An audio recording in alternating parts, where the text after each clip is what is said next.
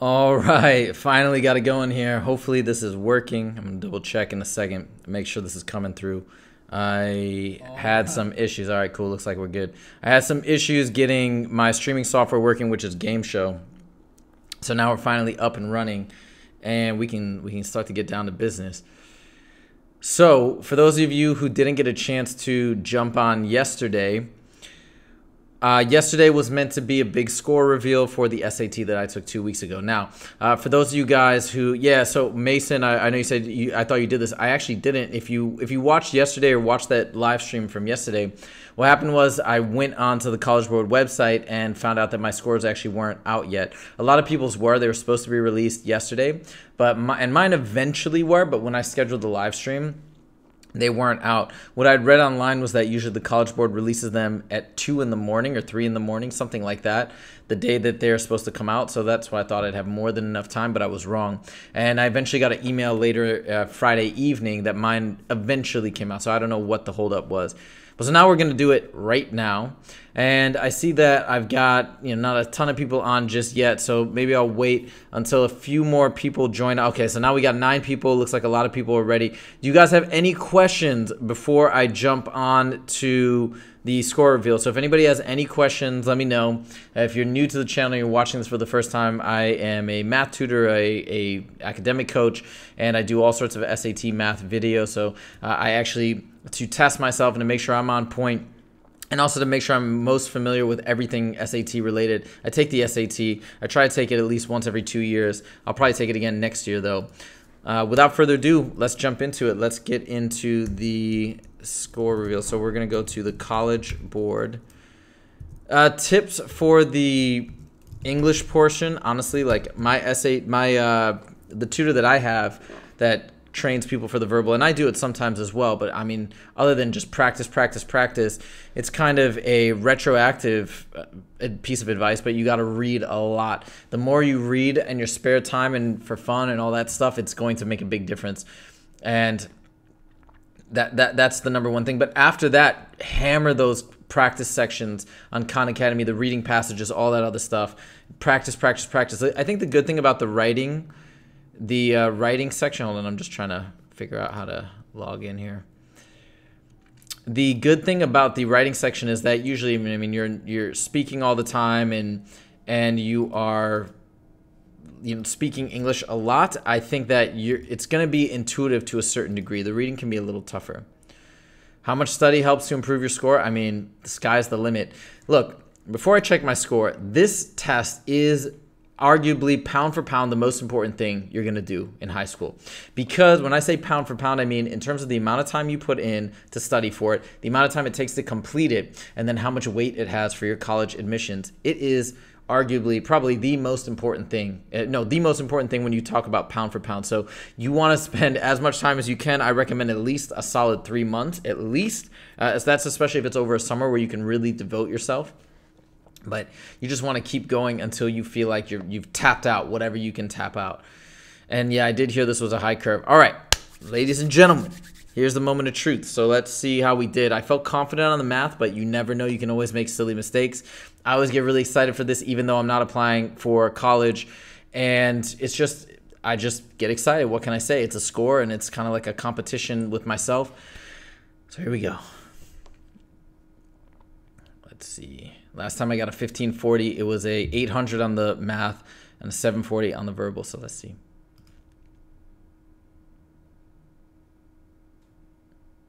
What? I didn't get a perfect on the math. All right, well, darn it. I got something wrong. All right, so that's a little disappointing because I was pretty confident I got a perfect on the math. My verbal went up by 10 points. So let's see. Darn it. Yeah, so he's laughing at me. All right, let me see if I can figure out why I got something wrong. Yeah, how do I see where, all right, let me see where I can figure this out. Because I know I ordered wow. All right, let's see. How do I see where I got something wrong? So look, the verbal, I only got 3 things wrong. Yeah, I was kind of like, I was hoping I was going to get a 1600. Okay, how do I go to the test? Oh, right here, right? All right, so let's see. Okay, let's see. So we've got, oh, this is so cool. This, what? This is the one I got wrong? Are you kidding me? That's the problem I got wrong, was 15, which is weird because, let me see the problem.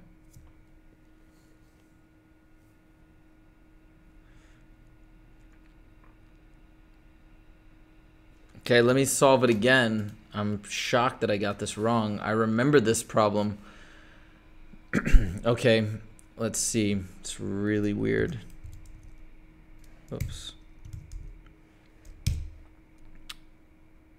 Okay. All right, let's check it out here. Yeah, so let me tell you a little bit. Let me give you a little bit more detail about the math. The math I finished so fast. I finished the calculator section in about 30 minutes and 55 minutes, and the non-calculator section I finished in almost, like the first pass through, I finished in, it was almost like 10 minutes. Like I blazed through it. I felt so confident on it. And then I went back over everything over and over. So I was like, all right, I'm pretty sure I'm going to knock this out in terms of like getting an 800. And that's obviously the standard I set for myself because I wasn't expecting it to get a 16. Well, I was hoping to get a 1600.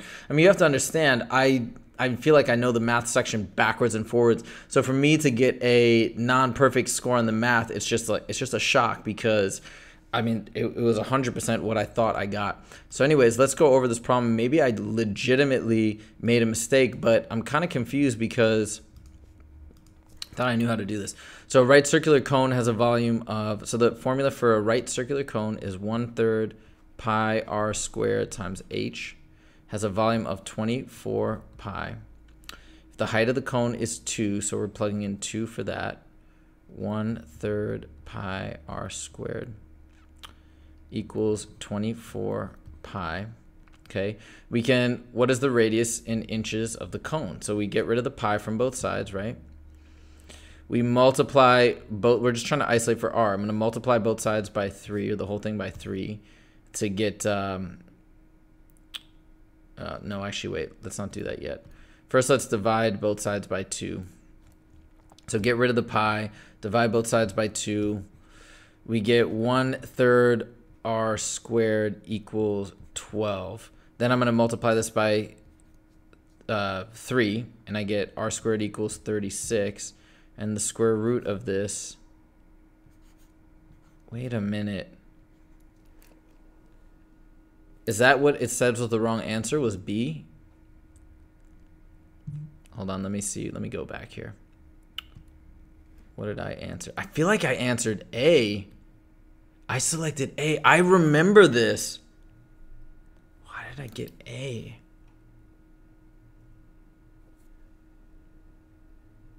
That's so weird. Okay, yeah, I can definitely go through some practice problems. I'll explain some stuff in a second. So how did I get A? Let me think about this. I actually remember getting 2√3.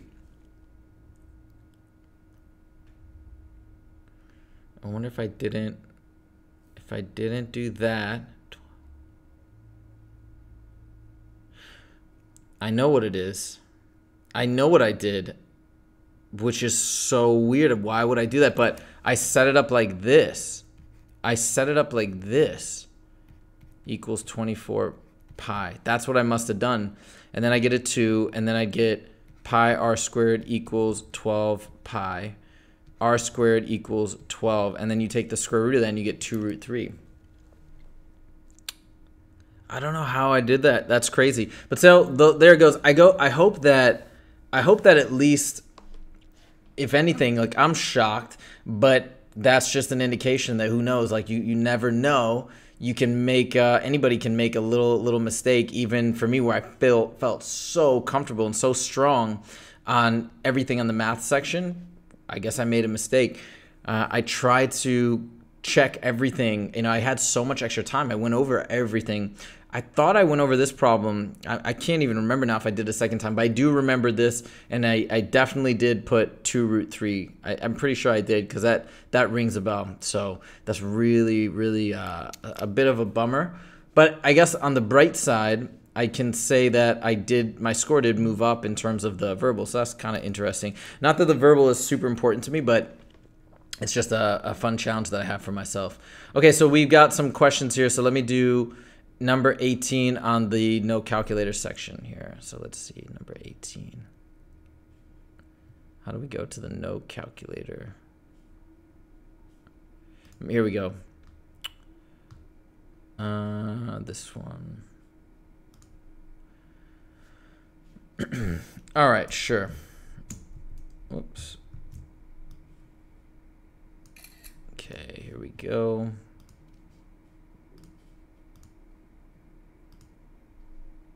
$18 on Calc 2, yeah, absolutely. Let me get this up here first.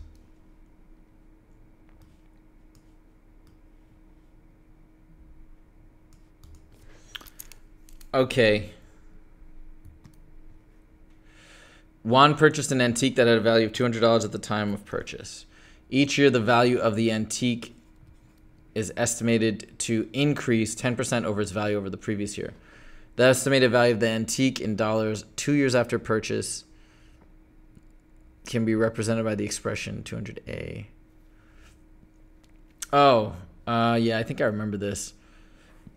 Okay, 10% over the previous year. And then, oops, hold on, let me remind me in an hour. Okay, so we've, hold on, was it one? I think it was 1.1. So each year, the value of the antique is estimated to increase 10% over the previous year. 2 years. Oh, no, sorry. 2, so it's 1.1. And then times 1.1. I think it's like 1.21 or something. Okay, so basically, here's the deal. It's going up by 10% every year. So to show where it goes to in 1 year, it's 1.1. Okay, that's a 10% increase. 1.1 times 200 would give you in 1 year. But this said the estimated value in dollars 2 years after purchase can be represented by 200A. So 2 years after purchase, if you think about it, it's another way to think about it is first it goes up by 10%, so it's 220. Then it goes up by 10% of this, and 10% of that is 22. Right, you just move the decimal place over 1 for 10%. So then it's 242. So we could say the total value in 2 years is 242 equals 200A. All right. This is just one way of solving it. Whoops. And then we divide both sides by 200. And then it's 242 divided by 200. Oops, this is kind of acting funny. 200, it goes in 1 time. 200. It goes in 2 times. 400. And then it goes in 1 time. So the answer is 1.21. The other way to think about it is in 2 years, it's 10%, 1.1 times 1.1 again. Because that's the second year it's going to be compounded. And 1.1 times 1.1 is 1.21. That's how you do it. Let me just make sure that it was the right answer and I didn't do that incorrectly. Yeah, 1.21. Yeah, so I hope that makes sense. Now, let's see. I got an A on that one too. I think I remember solving and getting square root of 6. Okay. All right, what else? Can you explain 18? No calc. And then 30. Okay, so 23 on the calculator. Wait, no, you said 18 on the. No, that's no calculator. Sorry. Somebody else asked for a. Okay. Let's try this one. 30 on calculator. All right.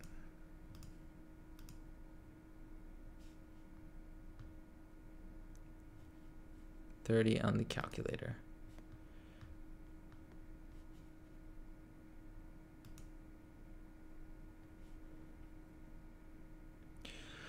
Okay, and the quadrilateral, hold on, let me copy this and move this.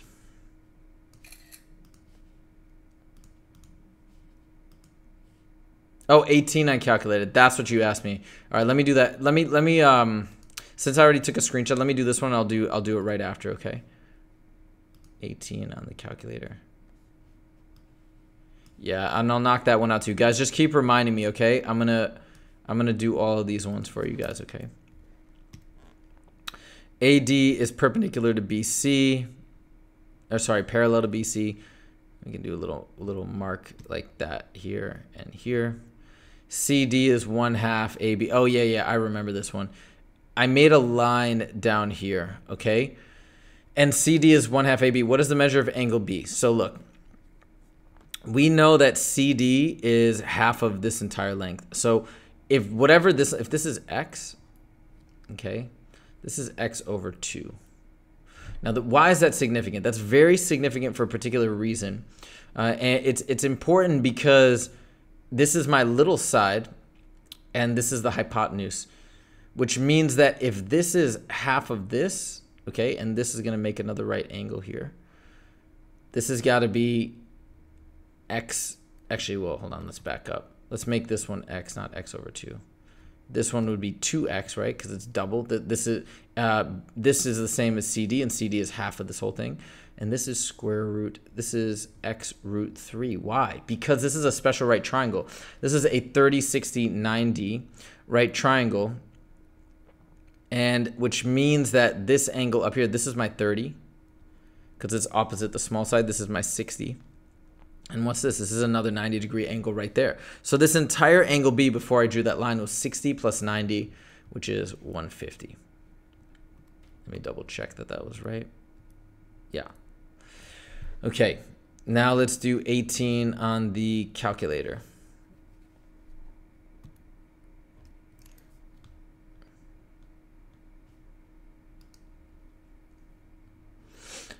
Answer percent never. Okay, what is this? Shows the results of a survey in which tablet users were asked how often they would watch video advertisements in order to access streaming content for free. Based on the table, which of the following is closest to the probability? Oh, right. Okay. So if we know that they didn't answer never, we're talking about a limited pool of people that can either be in rarely, often, or always. And so it's not the full out of a full 100%. It's out of 24.3 plus this, which is 37.8, 67.8, 68.7. So now we're talking about a sample size of, here, let me copy this.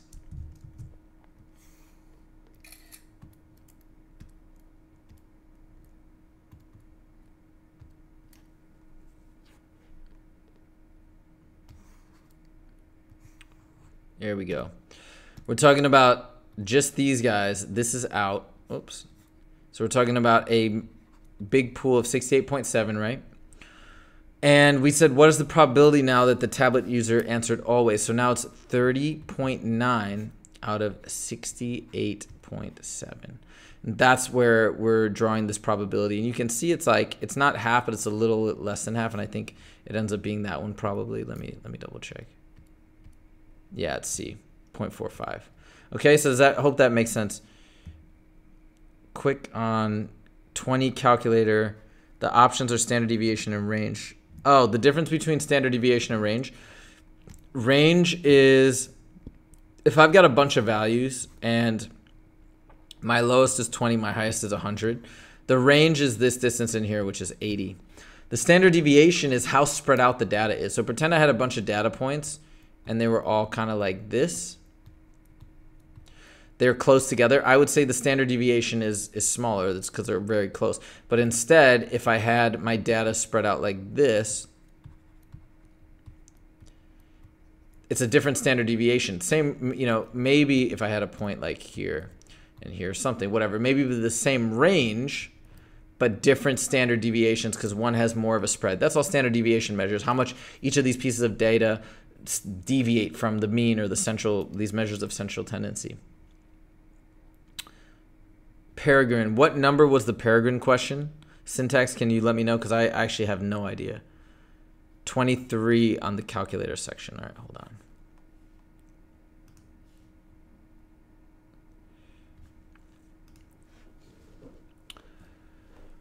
So we've got, I can't even read this. Hold on. Let me see if I maximize this, if it looks.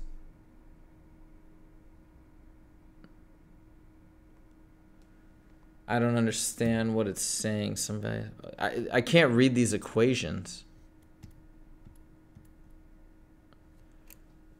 Yo, for 23, can you tell me what the equation actually is supposed to say?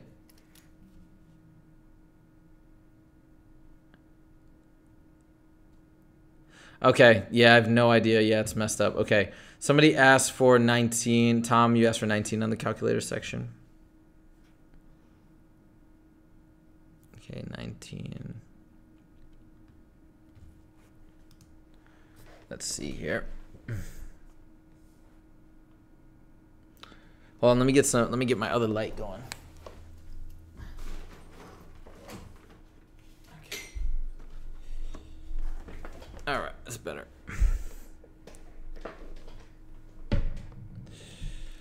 So we have 19 and the equation above A is constant. Let's do this like this.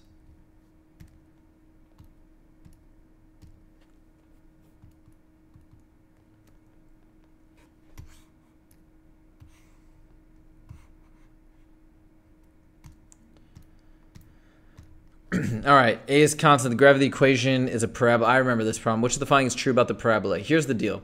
This is in what's called vertex form, where vertex form is x minus h squared plus k, which means that my center is at hk, all right? So in this case, my center is at 3 comma a. Okay, not negative 3 comma a, 3 comma a, because there's always x minus the center, so it's positive. 3 comma a, and now the question is, so we can get rid of this guy and we can get rid of this guy. The question is it a minimum or a maximum? And, oh shoot, am I not supposed to share this stuff? Yeah, maybe, I don't know. That could be a thing, I have no idea.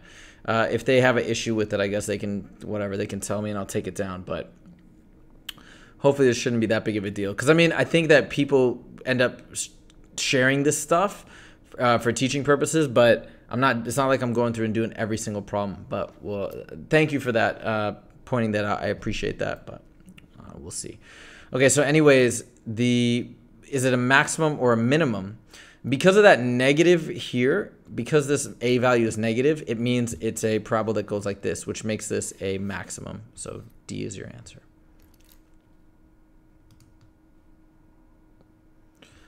All right, so let's talk about 20 without calculator, and maybe I'll call it a day after that.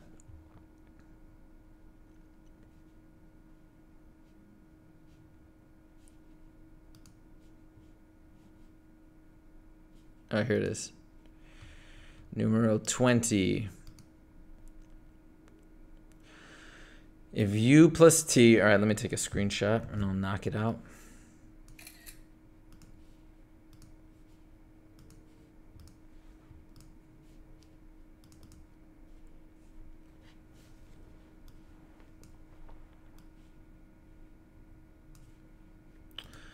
All right, if u plus t equals 5, u minus t equals 2, what is the value of that? Oh, yeah, I remember this one. Okay, so I did it like this. U minus t. I saw that this was a difference of squares, perfect squares, so you can actually factor this as follows, u minus t times u plus t, like that. And then now you've got everything in terms of these guys. So this one here is 2, this is 2, and this is 5, and they're all multiplying. And it's 2 times 2 times 5, which is 20. All right, last two questions. Fine, I'll do one more problem. The last two questions on, you said on the calc.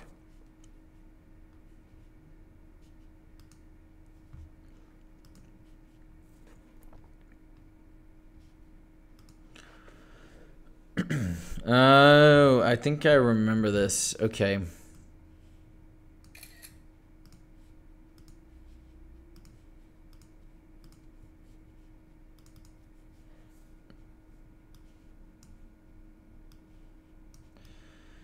The peregrine falcon can reach speeds of up to 200 miles per hour while diving to catch prey, making it the fastest animal on the planet when in a dive. What is the peregrine falcon's maximum speed while diving to catch prey in feet per second? All right, so this is just a conversion problem. So we go 200 miles per 1 hour, and we want feet per second. So we first convert miles to feet. So there are 1 mile in 5,280 feet. Those cancel out. And then we want hours to seconds. So I kind of do it step by step. I'm like 1 hour. See how I put the hour on top when I'm trying to get rid of it? To 60 minutes. Hours go away. Then 1 minute to 60 seconds. Oops. And then minutes go away. And then we multiply everything. So it's 200 times this, which is whatever. It's a huge number. 10,000. 100,000, like, what is that? A million or something, divided by 3,600. Here, I'll do it really quickly.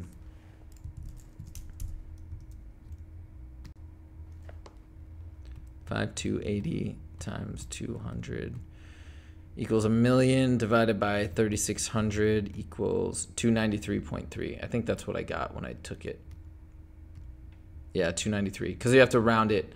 And then the last one,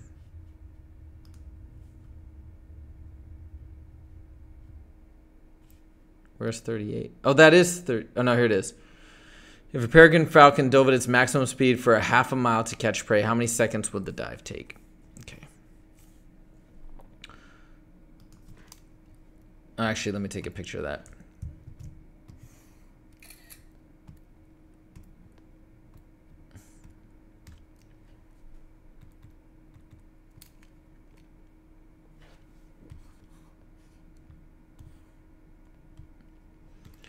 Distance equals rate times time. And we say that, okay, so distance is half a mile. So 5,280. 2,640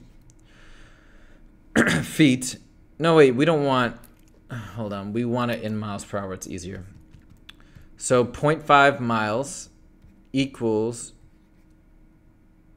200 times my time, right? 200 miles per hour times time. Now we want this in seconds eventually, but we'll get there. So I'm going to divide both sides by 200.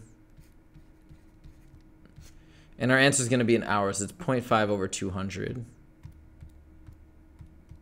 which is 0.0025. Okay. And then now we want that in seconds. So 0.0025 times 60. That would be in minutes, and then times 60 again, that would be in seconds. So we multiply it by 60 times 60, and I get 9. I think that's right. I think that's what I got. 9 seconds, yeah. Okay. Okay, there we go. And yeah, you guys are welcome, man. Thank you guys for joining. That was really fun. It was not the score I was expecting. But hey, that's why I did it, because I wanted it to be real and raw and whatever. But hey, what can I'm kind of speechless. I don't know what to tell you. I was so confident. I was so confident that I got everything right. And really that, that's always my expectations, because I'm really, really comfortable with all this material. And I guess the curve, that is a brutal curve, because usually you can get 1, 2, maybe even 3 wrong and still get an 800. So this curve was like no slack. And that's what I've been reading, is that it was a very, very, very tight curve. And that's what you guys have been telling me too, that it was just rough. So that's what happens when I've read an article from I think Prep Scholar, where it's saying, yeah, that's the downside of having an easier math section or verbal section, is that the curve is so razor sharp, so thin. What are you going to do? So anyways, but this was fun. This is the first time I ever did a live reveal, and it was really cool, and I want to do it again. And maybe I'll take the SAT again in the springtime. We'll see, and I'll do something again like this, and I'll actually prep for the verbal. I'll see if I can bump it up and maybe knock out a perfect 1600. Maybe I'm still 60 points away. So, and 18 more. Yeah, you know what? I think well, last time I got all the math right, I think. I don't remember, but I know I got an 800 last time. And yeah, anyways, Thank you guys so much. I hope this answered questions. I hope it was enjoyable. I was a little bit of entertainment too. And if you guys have any additional questions for me about the SAT, the next SAT, math questions, whatever it is, leave those questions in the comment section below. And if you haven't done so yet and you want to see more SAT math content or any other math educational content, make sure to subscribe. Got a new music video coming out this weekend or Monday, all about logarithms, so stay tuned for that. And last but not least, please like the video if you like this video. That would really help the channel. Any likes or comments, all that stuff is great. And I try to get back to everybody within a day or two if you do leave me a comment. Thank you guys so much. Have an awesome rest of your weekend. This was super fun. And I'll see you guys next time. Take it easy.